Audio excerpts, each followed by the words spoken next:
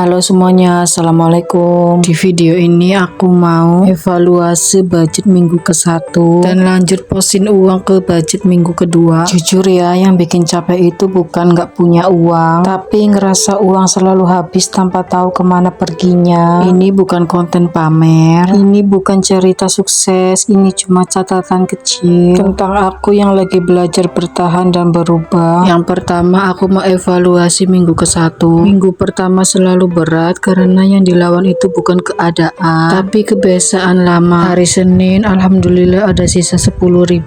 Kelihatannya kecil tapi buat aku ini besar karena biasanya uang segini langsung habis tanpa sisa, tanpa mikir. Hari Selasa aku nggak nabung dan nggak ada sisa ya, dan untuk hari Rabu ada sisa alhamdulillah 2.000, tapi aku ini salah nulisnya di hari Selasa bukan di hari Rabu. Dan untuk hari Kamis ini ada sisa alhamdulillah 15.000 dan sama juga salah nulis. Aku juga nggak tahu ini nggak sadar-sadar salah nulis. Hari Kamis ini ya lumayan besar ya. Lanjut untuk hari Jumat, alhamdulillah sisanya ada 7.000, lumayan daripada nggak ada sisa sama sekali. Aku lagi belajar satu hal penting, nabung itu bukan soal nunggu sisa tapi menyisihkan dengan sadar. Berapapun nominalnya masukin aja. Ini aku salah nulis juga, masya Allah. Lalu untuk hari Sabtu ada juga sisanya 7.000, alhamdulillah nyisa. Kalau nggak banyak ya nggak apa-apa, kita catat dulu ya walaupun salah, tapi nanti ini dibenerin lagi kok tulisannya. Lanjut untuk hari Minggu, alhamdulillah ada sisa 10.000 dan minggu ini aku tutup dengan sisa 10.000. Bukan penutup yang mewah tapi cukup buat bikin aku senyum kecil dan bilang ke diri sendiri ternyata aku bisa.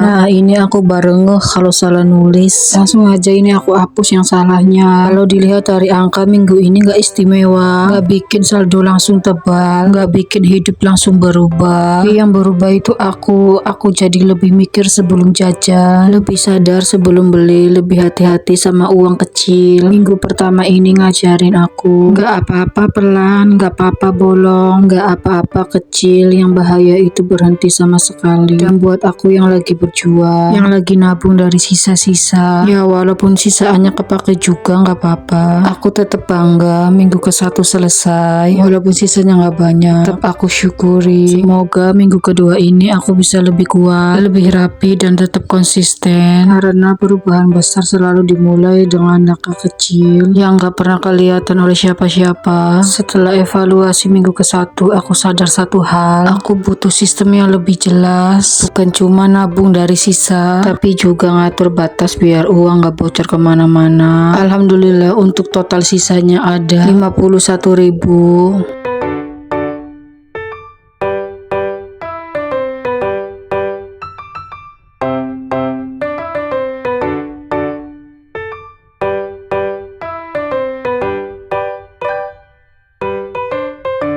Ini kita rapihin dulu, pisahin per nominal. Yang 10.000 ada 2 lembar, yang 2.000 ada 3 lembar, dan yang 5.000 ada 5 lembar. Sisa uang ini aku mau buat kondangan, gak apa-apa ya kepake, karena sisa uang ini aku jadikan dana darurat. Aku gak punya pos buat dana darurat, aku comot di sisa uang harian aja, karena untuk tabungan sendiri udah aku pisahin di awal gajian, di luar budget untuk kebutuhan 1 bulan.